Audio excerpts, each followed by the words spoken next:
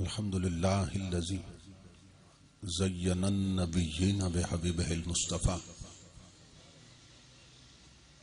ومن على المؤمنين بنبيه المجتبى.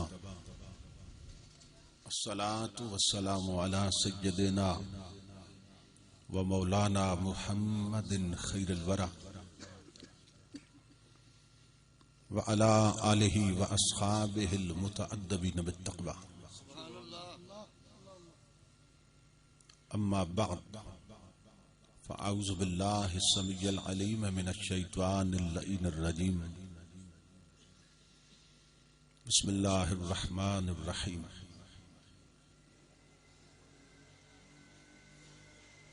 فاذكروا آلاء الله لعلكم تفلحون.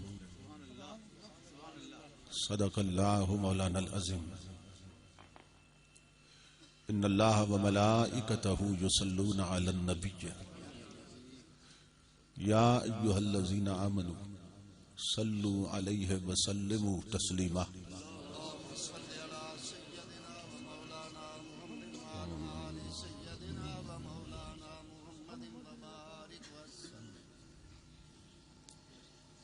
لائق صد احترام برادر محترم خطیب اسلام حضرت مولانا قاضی ظہور الہی صاحب قادری دامت برکاتہم العالی، خطیب شہیر برادر محترم حضرت علامہ محمد حنیف عباسی صاحب، عظیم ثناخان رسول برادر محترم جناب محمد اکرم علوی صاحب، دیگر معزز علماء کرام اور محترم حاضرین و سامعین، اللہ رب العزت کا لاکھ لاکھ شکر ہے کہ جس نے اپنی توفیق خاص سے آپ کو اور مجھے اس ذی وقار مجلس میں حاضری کا شرف عطا کیا اور بارگاہ رسالت مآب صلی اللہ تعالی علیہ وآلہ وسلم میں بلہائے عقیدت پیش کرنے کی سعادت عطا فرمائی. آج کا پروگرام جیسا کہ آپ حضرات جانتے ہیں برادر عزیز جناب ارشد محمود صاحب شادی خانہ آبادی کی خوشی میں بارگاہ خدا و مصطفیٰ میں اظہار تشکر کے لیے قائم کیا گیا ہے. ان کا یہ عمل لائق صد تحسین بھی ہے اور قابل تقلید بھی ہے. اس کے انعقاد پر میں برادران محترم جناب غلام مرتضیٰ صاحب، محمد رضا صاحب اور دیگر ان کے تمام افراد خانہ کی خدمت میں دل کی اچھا گہرائیوں سے ہدیہ تبریک و تحسین پیش کرتا ہوں اور اپنے برادر محترم جناب صابری صاحب کے لیے بھی دعا گو ہوں کہ جن کے رابطہ سے اور محبت بری دعوت پر میں یہاں پہنچا ہوں. اس طرح کے پروگرام کاش ہر شادی پہ رکھے جائیں، جس کا فائدہ یہ ہوگا کہ بندوں کی خوشی میں وہ لا شریک بھی شریک ہو جائے گا. ہمیں اللہ رب العزت بہت سی نعمتیں عطا کرتا ہے، اتنی زیادہ کہ ہم گن نہیں سکتے، لیکن ان نعمتوں پر خوشی کا اظہار ہماری میجارٹی اور اکثریت اس انداز کے ساتھ کرتی ہے کہ جس نے یہ خوشی دی ہے اسی کو ناراض کر بیٹھتا ہے. یہ عجیب حماقت، عجیب نادانی کہ جس نے خوشی بخشی ہے خوشی اس طرح منائی جائے کہ اسی کو ناراض کر دیا جائے. اس سے بڑی بد نصیبی کی بات کوئی نہیں.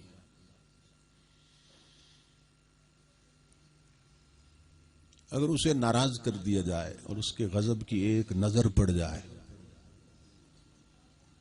تو شہنائیاں آنسوؤں میں ڈوب جاتی ہیں اور کہے چیخو پکار کا روپ دھار لیتے ہیں. ہم نے اس کے غضب کے رنگ دیکھے ہیں. جن لوگوں نے اللہ رب العزت کو ناراض کر کے اپنے بچوں کی شادیاں کی، گئے تھے تو دولہے تھے، آئے تھے تو میت تھے، اس کی بارگاہ میں دیر نہیں لگتی. اس کی ایک نگاہ غضب سب کچھ تہس نہس کر کے رکھ دیتی ہے. تو ہمیں ہر وقت اس کے ساتھ رابطے کی ضرورت ہے، تاکہ اور کوئی روٹھتا ہے تو روٹھ جائے مگر وہ ناراض نہ ہونے پائے. کسی اور نے تو دنیا کے حوالے سے بات کی تھی اور اپنے دنیاوی محبوب کا ذکر کیا تھا، مگر حقیقت یہ ہے کہ یہ شعر یہاں فٹ آتا ہے کہ مجھے اس کا غم نہیں ہے کہ بدل گیا زمانہ، میری زندگی ہے تم سے کہیں تو بدل نہ جانا. دعا کریں وہ نہ روٹھے، اس لیے کہ ہماری زندگی بھی اسی سے ہے، بندگی بھی اسی سے ہے، دنیا بھی اسی سے تعلق رکھتی ہے اور آخرت اور عاقبت بھی اسی سے تعلق رکھتی ہے. تو کتنا لطف آ رہا تھا. بہت سی شادیاں ہیں جہاں لاہور سے کنجریاں منگوائی جاتی ہیں، ڈانس ہوتا ہے، اللہ رب العزت کی لعنتیں دیکھنے والوں سے بڑھ کر بلانے والوں پہ آتی ہیں، کیونکہ وہ سبب بنتے ہیں دوسروں کے گناہ کرنے کا. اور یہ بھی شادی کی مجلس ہے مگر اس کو حضور سے نسبت دے دی گئی، اور علوی صاحب نے اور دیگر بھائیوں نے ایک ایسا ماحول پیدا کر دیا کہ بندہ ہوا وہ تصور تیرے جمال کا ہے، گزر رہا ہے جو لمحہ 1000 سال کا ہے. خوشبخت ہیں ارشد محمود کہ جن کی شادی پر آج خدا بھی خوش ہے، مصطفیٰ بھی خوش ہے. بس اس کو کبھی ناراضگی میں نہ بدلنے دینا. میں اس عظیم سعادت کے حصول پر ان کے گھر کے صرف مردوں کو نہیں، اپنی بہنوں، بہو، بیٹیوں کو مبارکباد پیش کرتا ہوں. ورنہ اس طرح کے اقدامات میں عورتیں حائل ہو جاتی ہیں. بعض بد نصیب عورتیں ایسا لفظ زبان پر نکالتی ہیں کہ کافر ہو جاتی ہیں، کہتی ہیں شادی تو نہ ہوئی پھر تو جنازہ ہو گیا. شادی پر محفل میلاد، اللہ کرے کہ جن کی شادی ہونی ہے وہ آج اسی عزم کے ساتھ اٹھے کہ ہم اپنی شادی میں اللہ اور اس کے رسول کو بھی شریک کریں گے. جب ختم نبوت کی تحریک چل رہی تھی اور امام الانبیاء کے ناموس کے لیے نکلنے والوں پہ گولیاں چلتی تھی، تاریخ میں ہے کہ اس وقت دہلی کے چوک میں ایک بارات جا رہی تھی اور ایک طرف جلوس نکلا تھا اور گولیاں چل رہی تھیں اور سینے چھلنی ہو رہے تھے. ایک ماں اپنے دولہے کو لے کر، اپنا ایک لوتا بیٹا تھا اس کا، بارات لے کے جا رہی تھی. اس نے کسی سے پوچھا یہ گولیاں کیوں کھا رہے ہیں سینے پہ؟ انہوں نے کہا کہ یہ حضور صلی والسلام کے ناموس کے لیے نکلے، تاجدار کائنات کی شان ختم نبوت پہ حملہ ہو گیا اور یہ اپنے آقا پہ پروانہ وار قربان ہو رہے ہیں. اس نے نا، تاریخ میں آتا ہے کہ اپنے بیٹے کے سر سے سیرا کھینچ لیا. اس نے کہا ماں ایسا کیوں کیا؟ کہا بیٹا اب تیری بارات آگے بعد میں جائے گی، جہاں میں تجھے اجازت دیتی ہوں ناموس رسول پہ لٹنے والوں میں تو بھی اپنا نام لکھوا لے، تو بھی شامل ہو جائے. اس نے کہا ماں اس سے بڑی سعادت کیا ہوگی ماں نے بیٹے کا ماتھا چوما، کہنے لگی بیٹا میں وعدہ کرتی ہوں تیرے ساتھ، جس رسول پہ لٹنے جا رہا ہے نا، تیری شادی اب یہاں نہیں ہوگی، جنت میں کروں گی، اور میں تیری شادی میں رسول عربی کو بھی دعوت دوں، تاجدار کائنات تشریف لائیں گے۔ تاریخ میں ہے وہ جوان گیا اور تاجدار کائنات کے ناموس پہ قربان ہو گیا۔ کسی نے پوچھا کہ یہ جو کٹنے والے ہیں اور لٹنے والے ہیں یہ اس طرح کیوں کٹ رہے ہیں؟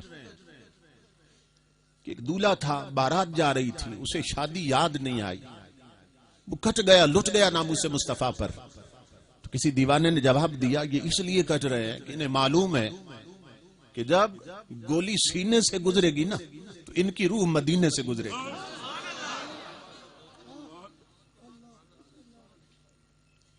تو امام الانبیاء کے غلاموں یہی وقت ہوتے ہیں زندگی میں جب پتہ چلتا ہے کس بندے کا رسول سے تعلق کتنا ہے، کس بندے کا خدا سے تعلق کتنا ہے۔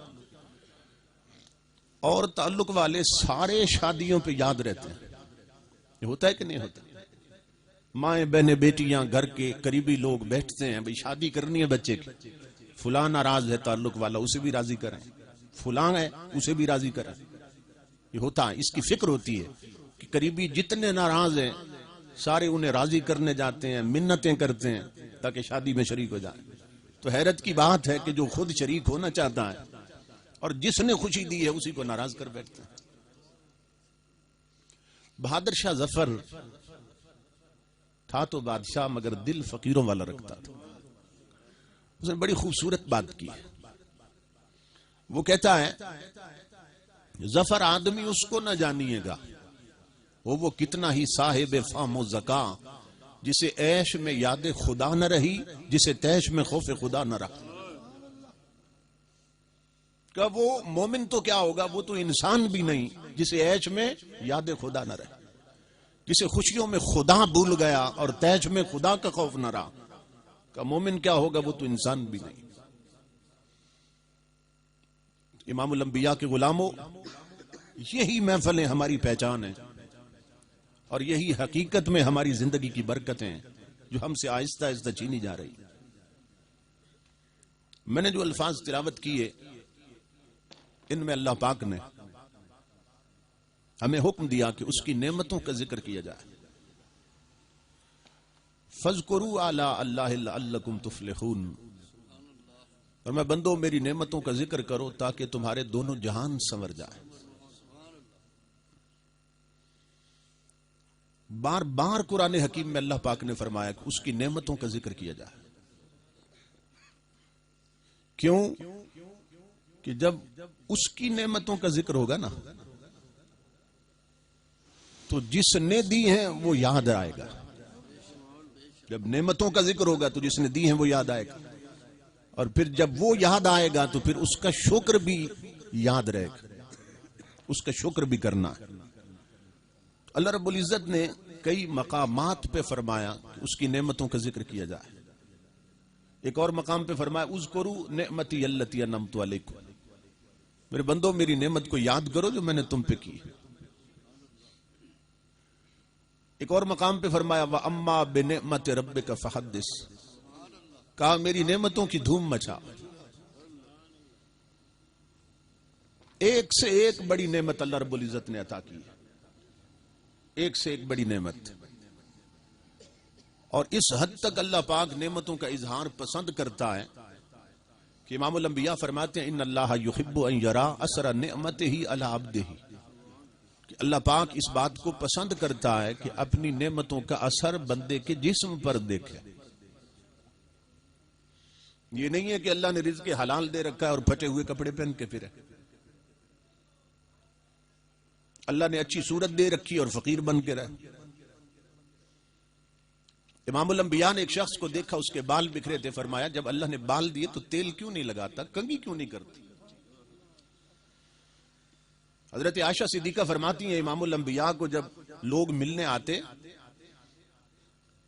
تو تاجدار کائنات اپنے سر پہ پگڑی رکھتے، اور اگر آئینہ نہ ہوتا تو امام الانبیاء جو مٹکا تھا نا پانی کا اس کی چپنی اٹھاتے، اور اس میں چونکہ عکس نظر آتا ہے امام الانبیاء اس میں جھک کے دیکھتے اور اپنی پھر داڑھی مبارک کو ٹھیک کرتے اور پگڑی کو سنوارتے.